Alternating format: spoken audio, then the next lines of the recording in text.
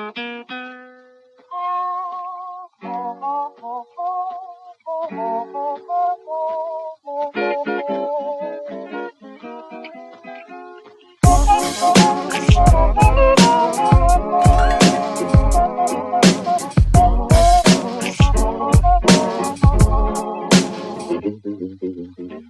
me so much trouble, it's not my fault. All this, I lose my friends, I lost my baby. That is looking crack, only today want to change. He wanted us, so they couldn't try more like to feel.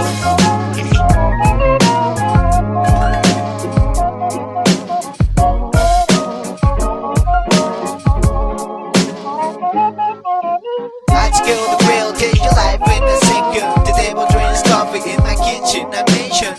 Eating every song, I just wanted to go away. You decide to stay in the well. I want to be forgiven, I don't like this kid for money. Sorry I was scared, you're not the way it feels. Like to sleep waiting for someone to come in and kill you. The final thing is that now we're not friends of anything. Cause they're gonna kill anyone that feels so powerful. They try by you every new skin of everything is confusing. You will be good, but you will be more. You will be good, but you will be more. You will be good, but you will be more. Alone every day, it is a praise of pleasure. Good morning and welcome to Dynasty 365, where the film will set you free. Today we're going to be going over the news from Tuesday and Wednesday in the NFL. For today's news, Jordan Howard, running back for the Eagles, was talked up a little bit by the offensive coordinator, Mike Groh, saying that he's caught the ball so far during the offseason. Well, based on Howard's catch percentage last year, this should not be a surprise. I doubt he's used much in the passing game outside of maybe screens or as a dump-off, as he isn't highly efficient as a pass catcher, but it's good to know that he still can catch, unless you're overdrafting Miles Sanders, and in that case, I don't know what to tell you. Don't spend a first-round pick on a guy hoping he replaces someone who's rushed for over 1,000 yards 3 straight years. Safety Justin Evans, who's in his second year, I believe, possibly third, had surgery on his heel, and he went on injured reserve last year with a toe injury, and you know how I feel about any injury below the shin, so he is definitely an avoid for your IDP leagues. There's a lot of buzz around left tackle Trent Williams for the Redskins, who's been a very good tackle throughout his career, of skipping minicamp and demanding a new contract or a trade. And I don't know if it's true or not. A lot of the sources seem like speculation, but apparently his issue is with the Redskins medical staff, which does not surprise me, as all of their players seem to get injured, and then when they have surgery, they all seem to get infected or have complications with their surgeries. I don't know why that is. I don't know what logical reason that would be, but just from a gut feeling, I feel like that happens with the Redskins more than any other team. Running back Duke Johnson of the Browns said he wants to be traded, which is not surprising. He got signed to a pretty decent contract by the former GM, I believe. And then John Dorsey came in and drafted Nick Chubb and signed Kareem Hunt, relegating him to never seeing the field as soon as Hunt is back from his suspension. So I understand where he's coming from, and I honestly think it's a little shitty of the Browns to not trade him. I could see him being very sneaky as a late round startup pick, because when Kareem Hunt comes back, they might be more willing to trade him away and get value over dealing with a disgruntled player. But this is all speculation. The Browns have said they're not going to trade him. I don't know if that's true or if they're just trying to keep his value high, but that is a situation to monitor for sure, as he has finished as an RB2 before in PPR formats. Patriots released tight end Austin Seferian-Jenkins, who's taking a step away for a month for personal issues. That means almost for sure he got caught doing drugs or drinking or has had an issue in that department. It doesn't surprise me with how much his athleticism has deteriorated from when he was a rookie to now only being 26 years old. And he is someone I would be trying to sell as soon as possible. Based on that, I know he still has a lot of name recognition and people are always hoping for that comeback, but to me, he's a waste of a roster spot. If I did own him, I'd probably cut him. Redskins coach Jay Gruden says that Alex Smith is recovering nicely and could return sooner than expected. I highly doubt it, as he still is not going to be clear of traction for a month and a half, which puts him almost up to the season. I think this is just more of a ploy than anything else. I could be wrong, but that was a pretty gruesome injury. Don't look it up. The Seahawks offensive coordinator Brian Schottenheimer said the team plans to move around Tyler Lockett in 2019, who's of course the wide receiver there. Lockett had an insanely efficient season last year and will most likely see increased target volume with the detraction of Doug Baldwin from that offense. I do think he's a good player. I'm intrigued by his efficiency, and he should have a pretty decent year this season. Here's some news about a player that if you pick him up, you're a fucking moron. Matt Lacoste, tight end for the New England Patriots, is reported by the Boston Herald that all signs point to him being the Patriots' starting tight end for Week 1. That is possible, but Lacoste is not good. He was on the Broncos. I saw him play. I would be shocked if he develops into anything resembling a fantasy-relevant tight end at any time in his career. I saw on Sleeper that he's the number 1 added player right now, which is absolutely crazy, as you're getting him for 4 games maximum, and he's not good. There's no reason the Patriots are going to use Matt Lacoste the way they did Rob fucking Gronkowski. So if you have 0 tight ends on your roster, then pick him up, but otherwise, it's unreal to me that his name is getting thrown around. The Lions' Detroit Free Press is saying they wouldn't be surprised to see them use 3 tight end formations in areas of the field beyond the goal line in short yardage situations. If you listen to Temper Expectations for TJ, you should know that they signed about 12 tight ends this year in the offseason and drafted 2. So of course they're going to use a lot of tight ends. They're going to run the ball more than pass the ball, almost for sure. So this isn't really news unless you weren't paying attention to who the Lions signed in free agency. Some hype for Rashad Penny, second-year running back for the Seahawks. He's been drawing raves for his conditioning this offseason. This is good, and this news story is trying to upplay Chris Carson's knee injury, which by all accounts doesn't seem serious. Penny, to me, is a classic overdrafted player because he looks flashy but doesn't actually have the technical skills or well-rounded game to project to be a 3-down running back. He could develop into that with time. He could even be that this season if the knee injury is real, which I doubt it's that big of a factor, and Penny has increased his overall ability to play running back consistently, as he did look very athletic last year. But at best, I would see Penny as splitting a timeshare that he's on the losing side of in Seattle. They are the most run-heavy team in the NFL, so he could still be giving you value, but the price that you're going to have to pay to get him in any Dynasty League is most likely not worth it still, due to the sunk cost fallacy of the draft pick that the people who own him put in last year.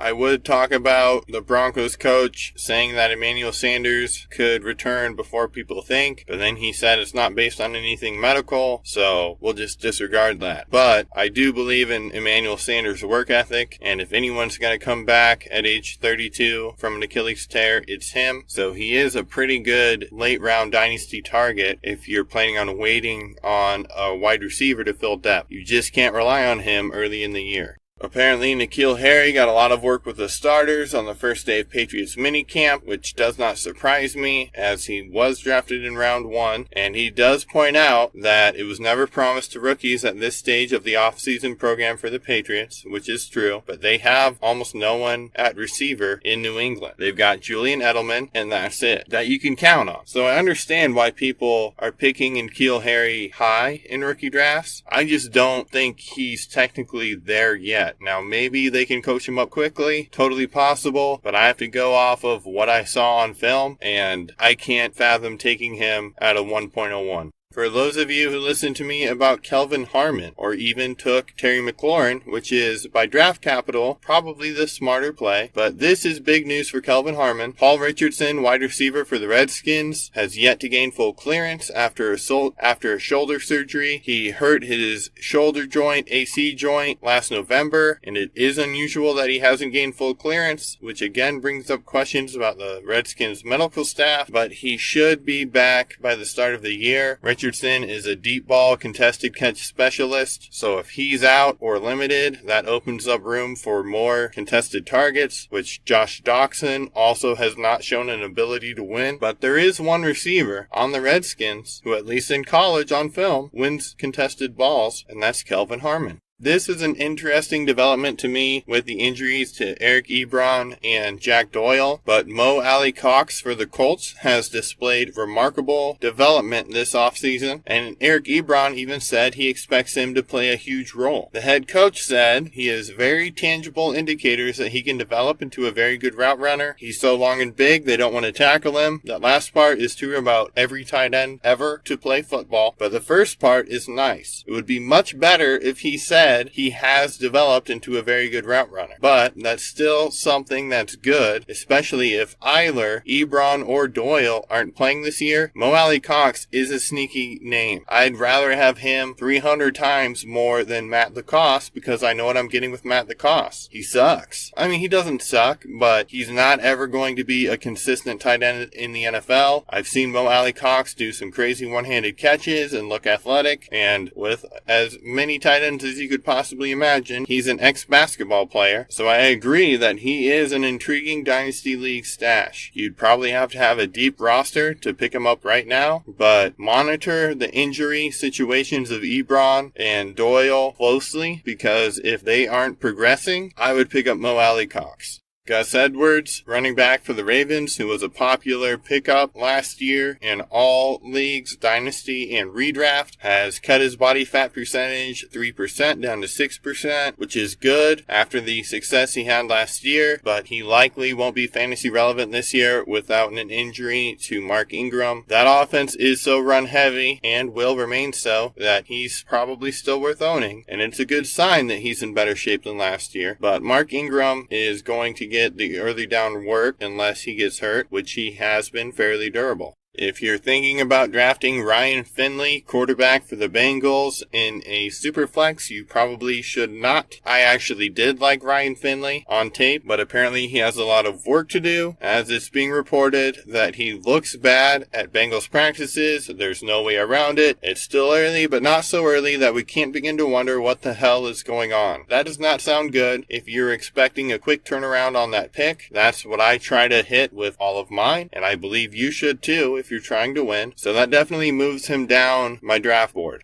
Apparently, the wide receiver Scott Miller for the Buccaneers has been fantastic in spring practices, which was also said about Brashad Perryman while he wasn't playing, so it's hard for me to know what's true. I have not scouted Miller, but I will soon after this news. He's 5'9", 174 pounds, with reported 4.36 40-yard dash speed, and they're hoping that he replaces Adam Humphries in the slot. Jameis Winston was the one that said he looks fantastic, and I think he's an absolute moron, so I don't trust this news too much, but it is worth looking into, so I'll scout him as soon as I have time, which seems to be rare nowadays. Adrian Peterson's goal is to run for 2,000 yards, which isn't going to happen. In other ex-Broncos pass catchers news, Jordan Taylor from the Vikings has been playing as the Vikings' number 3 receiver. It's almost an impossibility that he holds on to that role, as he's super unathletic, but a pretty good pass catcher, and I do like him as a football player, but he is one of those people who are absolutely so unathletic that he's never going to help your fantasy team. Do not pick him up. Whatever news story you hear, it's not going to happen. They're far more likely to allow Treadwell or Irv Smith or Dylan Mitchell to get some targets than Jordan Taylor. He could get a couple 5 for 40-yard games and a touchdown at best if Diggs or Thielen goes down, but unless he started taking a massive amount of steroids and got way faster and athletic, this is news to ignore. The Browns waived their starting left tackle from last year, Desmond Harrison, because he was late to minicamp. It's good that they're that hardball on it, as they seem to have a pretty lax atmosphere and way of going about who they sign. I mean, they're not signing Richie Incognito, but they are Kareem Hunt. But it is surprising that they would straight up waive him and allow someone else to pick him up just because he was late. But it also shows an extreme amount of stupidity to be late for the job job that you're starting. Like, you were the starter where you absolutely should not have been as an undrafted free agent, and then you're going to be late to your first day of work in the offseason. Andrew Luck is going to participate in next week's minicamp. He's had a calf strain for the last couple of weeks, but it looks like he's going to be over that and it's not going to be an issue. Seahawks offensive coordinator Brian Schottenheimer said Jerron Brown is having an unbelievable offseason, and apparently Pete Carroll already said that Brown could have a larger role this year. He's one of those players who I've seen enough on film where I'll believe it when I see it. People do always, especially receivers, end up developing hands or some technique that vaults them to a new level, but I highly doubt Jerron Brown is the person that's going to happen to, and more likely this is just off-season news that you should file away. As I mentioned on a previous episode, our basement flooded, so I had to do a lot of heavy lifting, which threw out my back, so I couldn't stand up or sit up really, and was pretty much just laying down stretching for most of the past couple of days. Hard for me to work on the podcast when that's happening, but the Darrell Henderson episode is coming tomorrow, I promise. I've already got it written. All I have to do is record it and edit it and send it out, but I just cannot stand up any longer today. That's how much the back is hurting. So I appreciate your patience with that. I know it went from Tuesday to Friday, but unexpected things happen, and I just have to do the best I can. I will give you some songs of the day today. Lay Me Down by the Dirty Heads, and the link is in the episode description, is the happy song, and the football song is Make It Happen by MGK. Thank you for listening. If you want to support what I'm trying to do here, please check out my Patreon at patreon.com/365_Dynasty. Any dollar amount is appreciated as it helps me justify spending more time putting out content for you to win championships, but the paid content starts at $5 per month. On Saturday or Sunday, the breakdown of the Arizona Cardinals team will be completed. Not sure when. I don't want to keep telling you something's going to be done, and then when it's not, I feel bad. I feel like I lied, which I hate doing. That's why I have a career where I never have to lie. That's why I have a podcast where I try to never lie, because I believe all it does is waste time for everybody involved. Anyways, check out the Darrell Henderson breakdown tomorrow morning. You've been listening to Dynasty 365, where the film will set you free.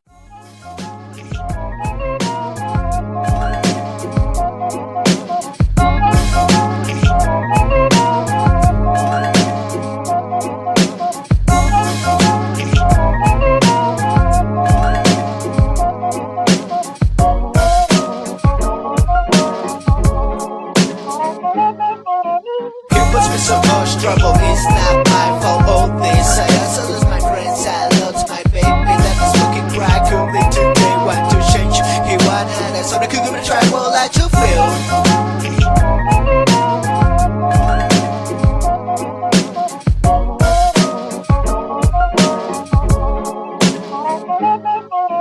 I'd skill the grill, take your life in a second. The table drinks coffee in my kitchen, I mentioned. Eating every song, I just wanted to go away. You decide to stay in the well. I want to be forgiven, I don't like this kid for money. Sorry, I was scared, you're not the way it feels. Like to sleep with it for someone to come in and kill you. The final thing is that now we're not friends of anything. Cause they gonna kill anyone that feels so powerful. They try to every your skin of everything is confusing. Your will for good.